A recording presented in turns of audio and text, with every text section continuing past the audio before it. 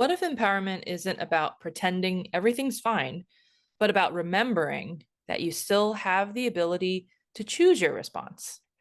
Today, we're going to explore how to mindfully move from victimhood to agency, how to stop waiting for permission, and how to stop waiting for the system to fix itself, and then how to lead yourself with integrity and purpose.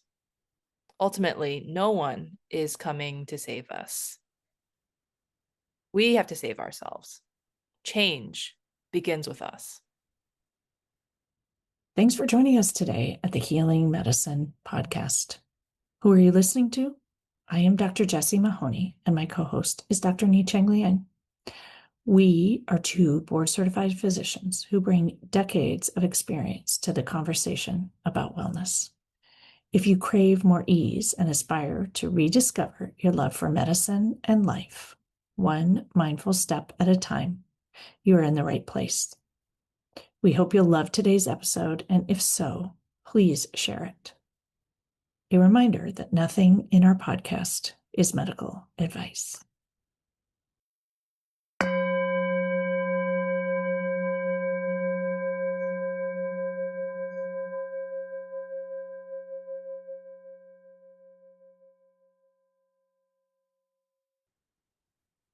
Welcome to part 2 of our episodes on victimhood.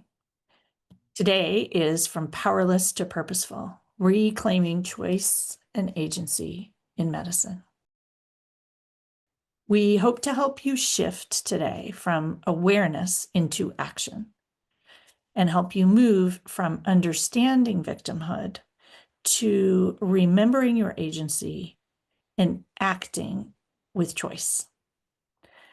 We will explore what empowerment really means, how to shift from a fixed to a growth mindset, and how to create meaning and movement, even in a healthcare system that feels often completely stuck and immovable. We recognize that you can't fix the whole system. In fact, no one can fix the whole system. It will take a long time. But each of us can choose how we show up in the system. And that is where healing will begin. Victimhood energy is disempowering. We often lean into it thinking it's a sign of strength or, we are fighting back. We were well trained to do this. We were taught to endure, to wait for permission, or to think that the way we are treated determines how we are valued. But empowerment is not about this. It's simply about choosing and choice. And so we're going to share today how you can find choice and see it and live into choice with clarity, compassion, and a lot of courage. Let's redefine empowerment. So, empowerment isn't this splashy word about toxic positivity, it's not denial. It's remembering that all of us have responsibility. And I'm going to break up the word responsibility into 2 words: response and ability, reminding you that you have the ability to respond. It's within your own capacity to choose how you respond, even when circumstances are unfair. It's also remembering that staying in medicine, staying within a broken healthcare system is a choice. Inaction is also a choice. Your tone, your energy, your boundaries, how you show up are all your choices.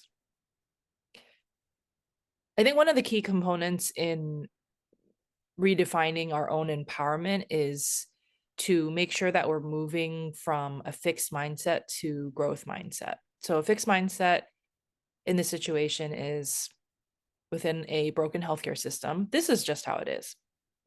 A growth mindset asks the very simple question of what now? So even when the system doesn't change or it changes glacially, you can still change. And that's how culture begins to shift. one mindset, one boundary, one act of courage at a time. You never know what ripple effects there are until you drop that first pebble to disrupt the surface of the water, to disrupt your own status quo. And just to add that I've heard from many that they feel like the system has even gotten worse. And so not only is it not getting better, but that it's gotten worse. And that may or may not be the case. It may be your little pocket that you are in, or it may be true. And even amidst that, you can still change. And the only way for things to begin to shift is with you. And even if you are not shifting things on a broader scale, you can shift things in your own world and your own space by showing up differently.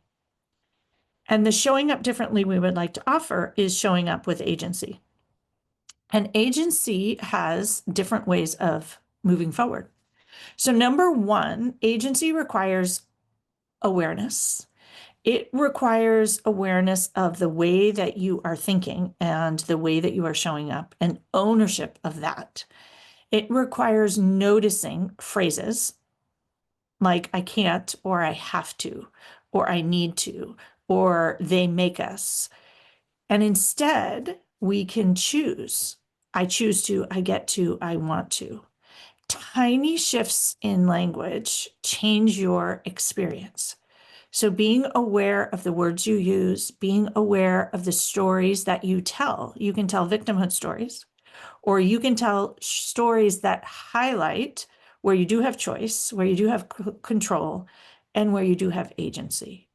And once again, this isn't about toxic positivity. It's about paying attention on purpose in the moment to what matters most and where you do have agency.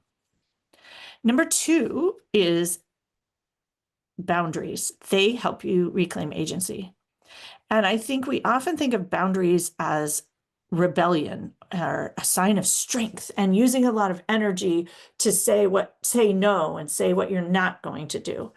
I like to think of boundaries from a place of love. And I hear very often from people at retreats and in coaching that this idea of boundaries from a place of love is transformative. And the way that I like to think of it is boundaries from a place of love for yourself and the other person and or your clinical practice and or your patients and or medicine as a whole. If boundaries allow you to stay practicing medicine in a sustainable and healthy way, they are actually an act of love. Boundaries actually preserve your ability to have empathy. They keep you out of compassion fatigue, and they conserve energy. So having boundaries from a place of love and care for yourself as a human and the profession and your patients, that is modeling professionalism. And having a lack of boundaries or permeable membranes, as I like to say, that isn't actually modeling professionalism for others. It's modeling self-sacrifice. It's modeling martyrdom. It's modeling toxic endurance and toxic productivity. And so boundaries are an act of love for yourself and for others. To reflect back your favorite question, Jessie, to help establish boundaries, sometimes asking yourself the question, what would love do, can be a wonderful starting place. Also, boundaries teach others how to treat you. No one's going to teach others how to treat you unless you provide some guidelines. And we tell others how to treat us, and we wonder why medicine treats us this way when we have had no boundaries and have sacrificed and been a martyr and not valued ourselves. We wonder why they're not valuing us. So boundaries can be valuing yourself, valuing your energy, valuing your health, your wellness, and your ability to continue to practice and care for others. They are actually caring for yourself. So, speaking of values, one way to reclaim agency is realigning with your own personal values, reconnecting with that. And some questions that can easily get you back to that space are, why did I choose this work? And why do I still choose it? And do I still choose it? Perhaps these questions are evocative enough that it can bring up the meaning of this healing profession within to hopefully help fuel motivation and endurance. The next one is community and conversation or dialogue. In medicine, we have a culture of collective suffering or misery bonding, or I like to call it competitive suffering, and maybe even competitive victimhood. And that we can opt out of this and we can opt into making meaning, as you mentioned, or reconnecting to meaning, passion, purpose. Once again, not in a toxic positivity way and not using your answers against yourself, but to remember that you chose to do this because there are parts of it that are meaningful to you and that you love. You didn't choose all of the parts of it, and you don't have to agree with all of the parts of it to stay within it. But staying out of victimhood and focusing on the parts that you did choose to agree with, maybe it's 50% of what you thought it would be, maybe it's 75%. And choosing a community and circles of humans that validate the reality of the situation, but also inspire action. People who are hopeful, people who are interested in showing up with their own choice and agency, people who inspire action and change. Noticing that when you hang out with a group of people that like to complain, that you feel worse. And so you get to choose the spaces that you show up in and the conversations you show up for. And for this, I really love the idea of opting out. I heard when I started opting out of victimhood at work, like, well, what's going on? Is your schedule different? And do you have a better deal? And did you get an extra medical assistant or is someone doing work for you? Because I was so much more positive. And I just said, no, I'm just opting out of complaining because it makes me tired and it makes me like what I'm doing less. And it doesn't mean that you don't even send an email that's not a complaining email, but that's a request for something. So you can still inform people that this policy is not, I don't like it or it's not working without complaining. And honestly, when you advocate for change in that way, you're actually much more likely to get change long term for yourself and others. When we advocate from a place of victimhood, we don't usually get what we're asking for. And so choosing your communities, choosing your conversations, and choosing the way that you show up in those spaces. Do you dive into the complaining and the victimhood, or do you just stand tall as you? And another facet of reclaiming agency is practicing what you're trying to do. So having micro agency, remembering that each moment in our busy clinical day is a moment of opportunity for intentionality. And that in and of itself is empowerment in practice. So you can choose to celebrate even the smallest choices that you take during a busy clinical day, like taking a break, asking for help. You can also choose to lead with calm, whether it be within a patient encounter or a meeting that you are leading. All of these are very conscious choices.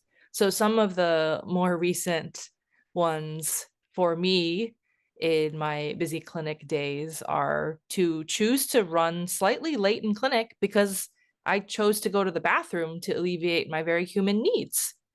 When I was a trainee, I wasn't taught to do that. I actually suppressed my human needs in order to be more available for others. But as a now more seasoned attending, I definitely will notice my human needs. And even if I'm running a little bit late in clinic, still take care of my human needs.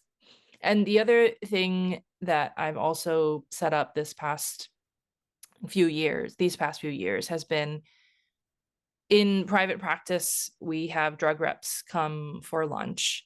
And if they had full access to our lunchtime schedules, we would have multiple drug reps multiple times during the week.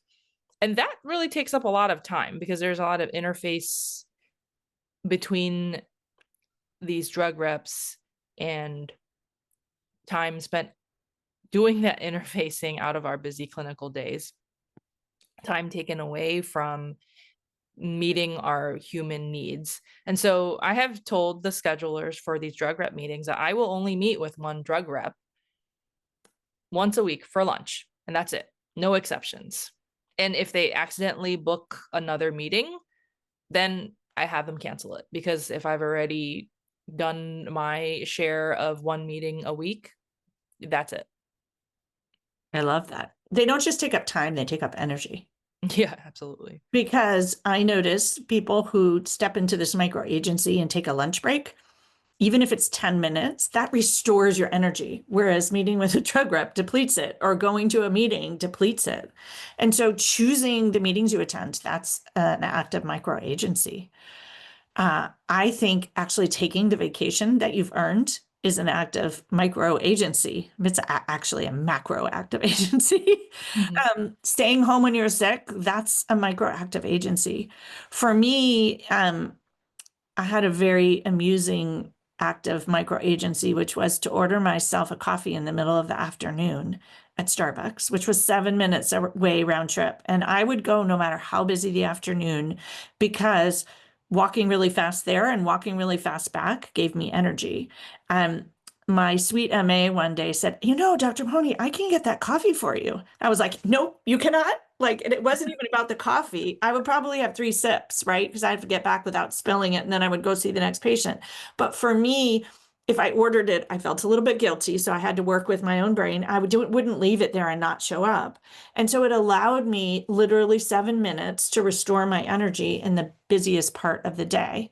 And I know that in the end, my days actually went better and I finished earlier because I had more energy and capacity to hold space on purpose and not have my leaky membranes at the end of the day, where those appointments would just go longer because I was so tired. So this was my way of reclaiming agency as restoring my energy.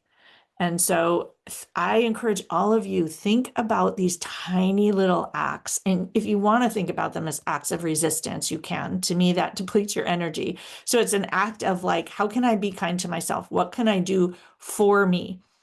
Also, what you do in the exam room and what you choose to talk to patients about is an act of agency. And we had a podcast a little less than a year ago with a physician who talked about how she really reclaimed the way she approached patients and the way she approached the visits and what she spoke about, rather than covering everything under the sun or everything that the AAP suggested. She's a pediatrician. She started to focus on one thing, and she started to notice that it wasn't just better for her, it was better for her patients. She was seeing actually movement on obesity and movement on behavioral issues with families when she chose to focus on less instead of everything. And so remembering that for almost everyone in the exam room, you get to choose what you get to focus on. Reclaiming micro agency is a huge act of self-compassion. And for those of us for whom self-compassion is hard, these little acts are actually can be a little bit easier than just talking to yourself nicely as a friend. It seems like they'd be harder, but in some ways, because they're an actual action, they feel a little bit easier. So start wherever you can. So empowerment is also contagious. When one of us shifts from complaining into creativity and solution spotting, it shifts the entire energy around us. When we show up with a different tone and energy, that inspires others to show up with a different tone and energy. Noticing that victimhood is also contagious. And so you get to choose, and even 1% or 5% shift can be quite magical. Remember, you don't have to carry the system, but you can and have to carry yourself. And you can do so with clarity and purpose. That alone makes a huge difference. I like to offer the idea of being a lighthouse. when you are carrying yourself and doing so with clarity and purpose, you stand tall as a beacon of light for others. You can shine light on the rocks and inform people of the dangers. That's what lighthouses do. But they don't zoop around like a life raft trying to rescue people from drowning and responding to things in the moment and trying to micromanage and control everything in a wild and crazy system. Lighthouses conserve energy, but they're also inspiring. They're that beacon of light. And that is why when one person shifts into that lighthouse energy, shining the light, being inspirational, and leaning into choice and agency, it is an inspiring model for others. I like to see it as leading with a lens to wellness, leading with self-compassion, leading with a belief that we do have some choice and agency. Because honestly, that is how we ultimately get change, by showing up authentically and showing up steady and present and calm. That's where we become effective advocates, and how the system will ultimately change. When we advocate from victimhood and rescue energy and lifeboat energy, we don't usually get what we need to move forward. Offering you the possibility of leading with love, leading with self-love. And as always, we like to end our episodes with some reflection questions. Where do I have choice, even if it's seemingly small? What would it look like to lead with agency today? How can you show up as a lighthouse in healthcare rather than a zodiac raft? We want to leave you with some pretty explicit takeaways today. So, all of us have a responsibility to tap into our response and ability. Victimhood is human, but empowerment is healing. Boundaries are an act of love. Asking what would love do protects your capacity to connect, to serve, to care, to practice medicine, and to enjoy your work. It's loving to practice boundaries because they allow you to stay practicing medicine. Small choices can rebuild trust in yourself and in the idea of more choices. Change in a broken healthcare system doesn't start out there. It begins with us. It begins with all of us. It begins with you. It begins with me. The system is broken. And if we wait for those out there to fix it, who knows what will happen? We've been waiting for a long time. But we still have choice about how we show up each and every day. Reclaiming agency also doesn't require a revolution. It can begin by simply opting out of victimhood. By simply recognizing it, you are more empowered. You can become further empowered when you choose to change your thoughts and lean into choice and take actions that are meaningful to you. So burnout can take your energy and victimhood can deplete you, but it doesn't have to. You can opt to not sink into it and not give your power away. You can choose to be purposeful rather than powerless. We appreciate all of your purposeful choices to listen to us here at the Healing Medicine Podcast. We put a lot of effort into offering purposeful podcasts and showing up with purpose and intention. And we hope that you will lean into the ideas offered in this episode and that will ultimately lead to some change. We would love it if you shared this podcast and the preceding one on victimhood with anyone in healthcare who might need to hear it. Because every time one person has more insight into this, that's where our overall culture can begin to change. It starts with each one of us, and even listening to a podcast can be the beginning of that change. If you want to discover and engage in more change, we encourage you to reach out. You can join me for a retreat or coaching. You can bring one of the two of us to talk to your, or both, to talk to your teams or your institutions. We love sharing and helping empower people in healthcare. And we would love to see a world with less victimhood and more choice and agency. Thanks for listening. Thanks for listening. If our message resonates, we'd love to connect further. Join us for coaching, mindfulness experiences, workshops, and retreats.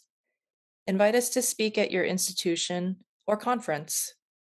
When you work with us, you don't just consume information, you create real change. Find Ni-Chang Liang at Awakened Breath and Jessie Mahoney at Pause and Presence.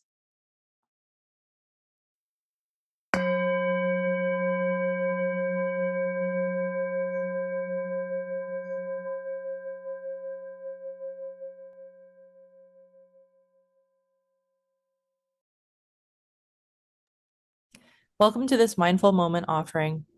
If it's safe for you to do so, inviting you to close your eyes or lower your gaze a few inches in front of you, noticing the support of the ground beneath your feet, noticing the felt sensations of your feet.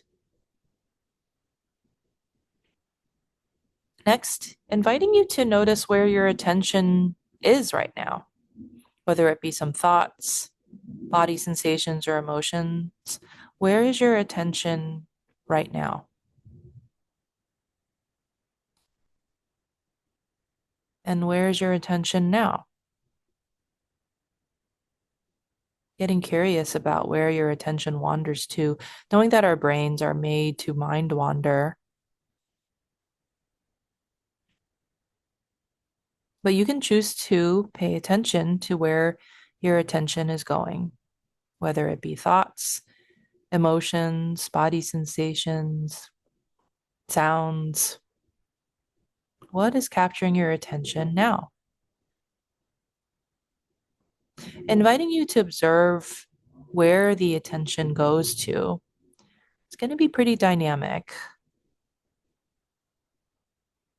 And next, inviting you to see if that's your preference. Your mind is placing its attention on something and you don't necessarily want the attention to be there.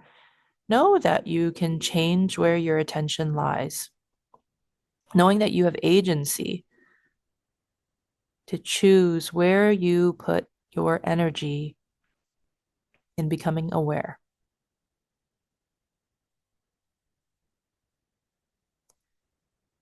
So noticing if you'd like to choose where your attention goes,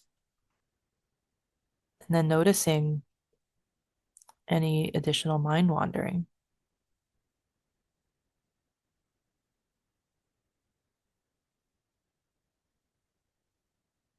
And choosing where your attention lies.